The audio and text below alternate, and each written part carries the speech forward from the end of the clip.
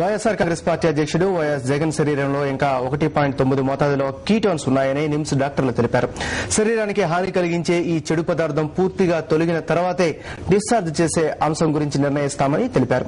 రక్తపోటు, చక్కెర నిల్వలు, పల్స్ రేటు సాధారణ స్థాయికి చేరుకున్న సోడియం నిల్వలు, కీటోన్స్ ఇంకా నియంత్రణలోకి రావాల్సి ఉందని వైఎస్ జగన్ కు వైద్యం అందిస్తున్న 3 వైద్యుల బృందం వెల్లడించింది. మరికొద్ది సేపట్లో వైఎస్ జగన్ కు కీటోన్స్, సోడియం పరీక్షలు నిర్వహించే అవకాశం ఉంది. కోర్టు అనుమతి మేరకు జగన్ సతీమణి వైఎస్ భారతి 8 గంటలకే వైఎస్ జగన్ కు చికిత్స అందించే నిమ్స్ లోని ప్రత్యేక రూమ్ కు కొద్దిసేపటి క్రితమే చేరుకున్నారు. ఆమె సాయంత్రం 4 గంటల వరకు అక్కడే వైద్యులకు అందుబాటులో ఉంటున్నారు.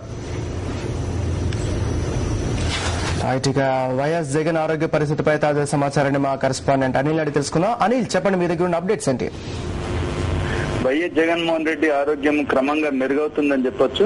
అయితే గత 3 రోజుల నుంచి చూస్తే క్రమక్రమంగా మెరుగవుతుంది. అయితే ముఖ్యంగా చెప్పాలంటే కీటోన్ శాతం మాత్రం తగ్గాల్సి ఉంది.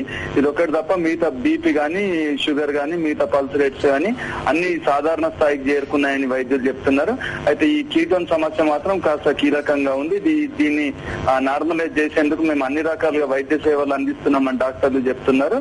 అయితే వైఎస్ జగన్మోహన్ రెడ్డి నిరాహార దీక్ష చేశారు కాబట్టి ఆయన ఆరోగ్యం కూడపడడానికి మరింత సమయం పట్టే అవకాశం ఉందని వైద్యుల బృందం చెప్తుంది. అయితే వైద్యుల బృందం మాత్రం ఆయనకు ప్రతిదినం 2 షిఫ్ట్లుగా ఆయనకు అన్ని రకాల వైద్య సేవలు చేస్తున్నారు. అయితే ఇంకా అంటే పూర్తి స్థాయిలో జగన్ ఆరోగ్యం మెరుగు కావాలంటే ఇంకా సమయం పట్టే అవకాశం ఉందని వైద్యులు సూచిస్తున్నారు.